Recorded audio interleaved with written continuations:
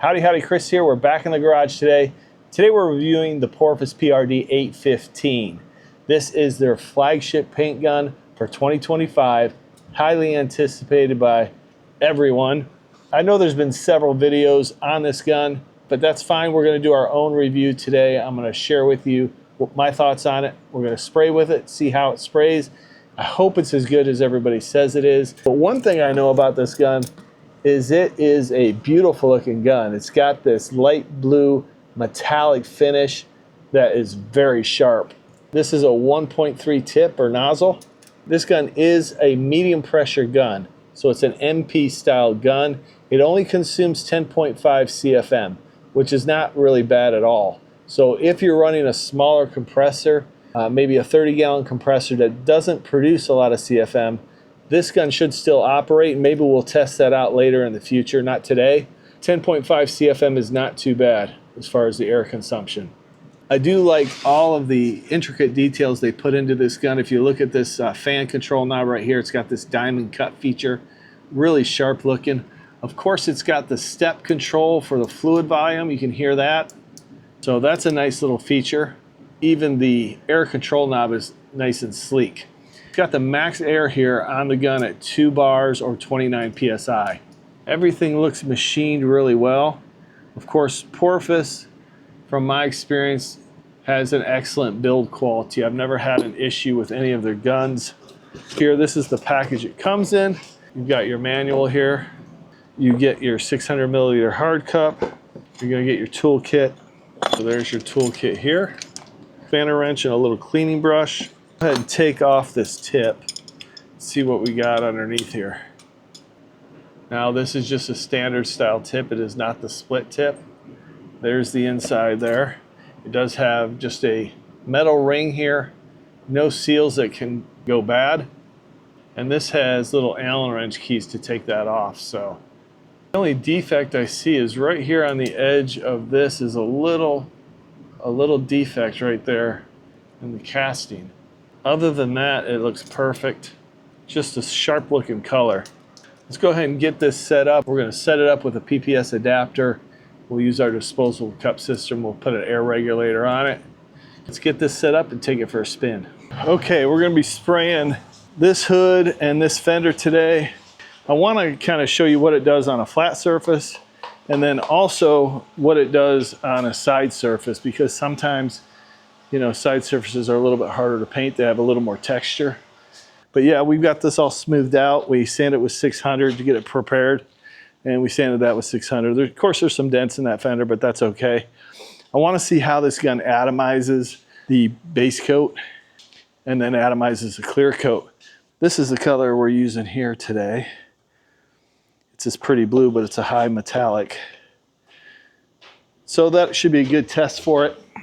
I think I'm going to set it up at about 22 PSI for the paint, so for the base coat. So the air pressure about 22 PSI. We may bump that up a little bit because I haven't ever sprayed with this gun, so we're going to just have to kind of go with the flow, see how it does, make some adjustments as we go. I'm going to try and start out low with the clear coat and work up, see how it does. As far as the fluid volume, on the clear coat, I'm going to have it wide open. For the base coat, I'm probably going to have it 3 turns out from closed just to start with. We may make some adjustments from there. There's a mark right here, so that's 1, 2, 3. So that's 22 PSI, and that's plenty of air pressure right there. Ooh, look at that.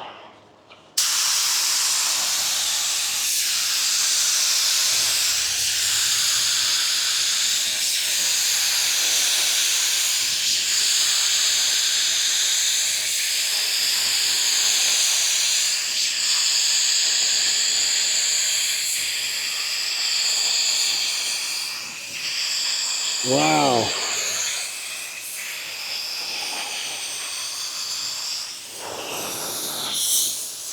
Wow. Spray is nice and uniform. I like it.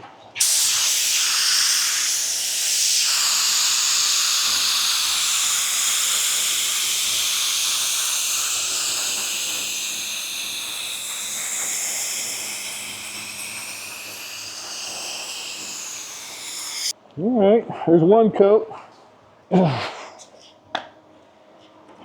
Let's spray the fender, see what it looks like.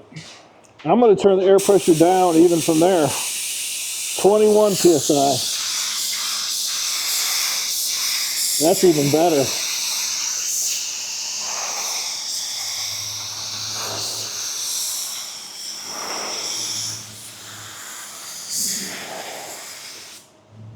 Wow. I'm going to tell you one thing I noticed right now is the transfer efficiency at 20 psi is fantastic. I think I might bump it up just a little bit more. It's got a little texture in it. It's got a little texture in it with the base coat, but I think once it flashes off, that'll totally flatten out. But look at that coverage. The coverage is beautiful. That's one coat on this fender.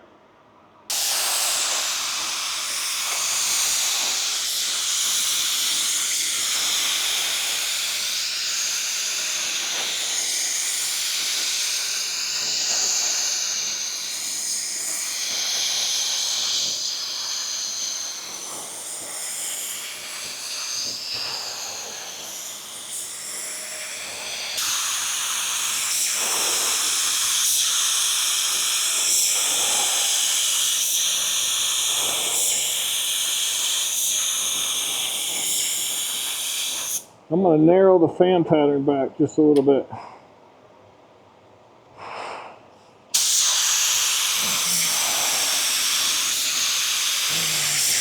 That's perfect.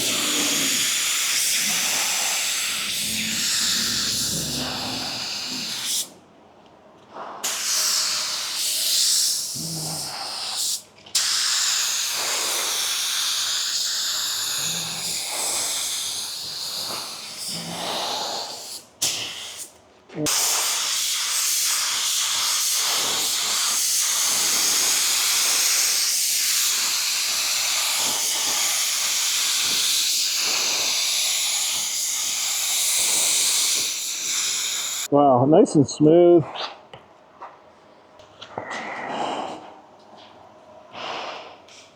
Nice, uniform finish.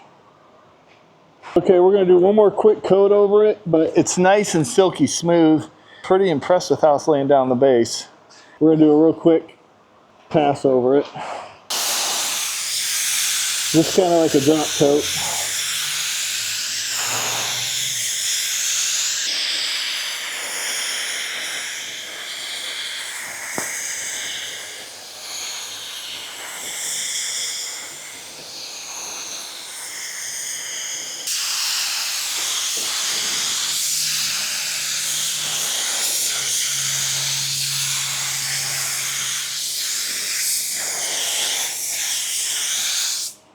Looks good. Okay guys, I just looked up how much this gun costs because I really like the way it sprays.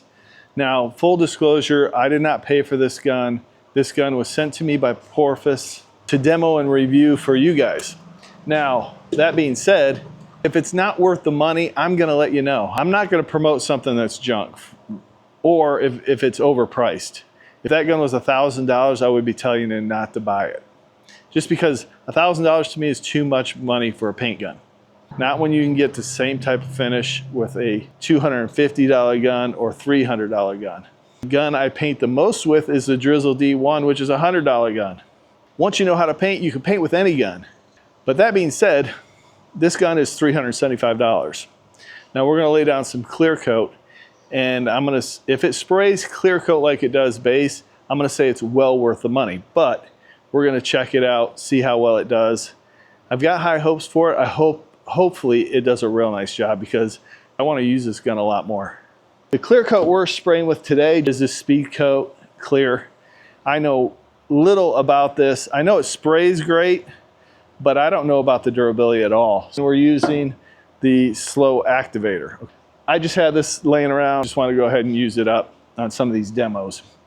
I'm going to set the pressure to start with on this gun at 25 psi. That's a lot of air pressure for this gun. I may have to back it down a little bit.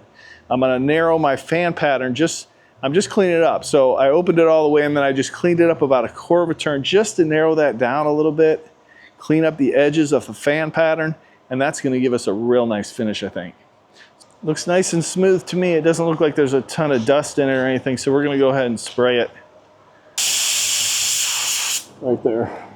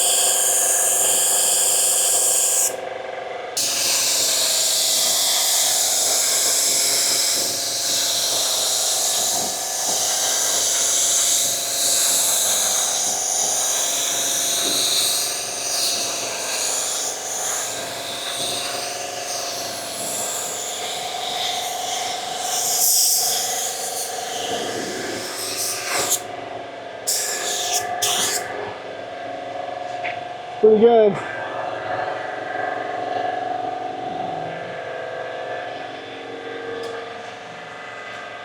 I'm going to try and get it to atomize just a little bit better. It looks a little bit heavy to me. I'm going to try and dial the fluid volume down just a little bit, up the air pressure just a little bit, atomize it a little bit better, see if we can get a little bit finer finish. It is an MP, so